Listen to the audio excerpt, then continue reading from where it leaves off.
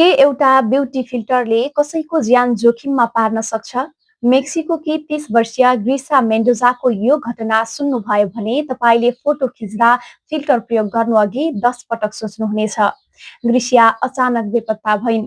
परिवारले उनलाई खोज्न सोसल मिडियामा राखिएका फोटो प्रहरीलाई त दियो, तर ती सबै फोटो हेभी फिल्टर प्रयोग गरिएका थिए। तर प्रहरीले सहरभरि ती फोटो देखायो, कसैले उनलाई चिनेनन्। सीसीटीभी फुटेज चेक गर्यो, तर कोहीसँग पनि ती फोटोमा देखिएकी सुन्दर युवती मेल खाएन।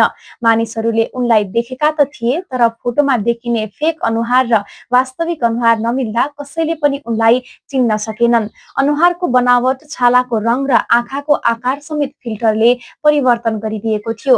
प्रहरी अधिकारीहरूले भने हामीले फोटोमा अर्कै मान्छे खोजिरहेका थियौं, जबकि वास्तविक मान्छे हाम्रै अगाडि हुन सक्थ्यो। अन्त्यमा जब फिल्टर नभएको पुरानो फोटो प्रहरीले फेला पार्यो, तब मात्र उनलाई जीवितै उद्धार गर्न सफल भयो।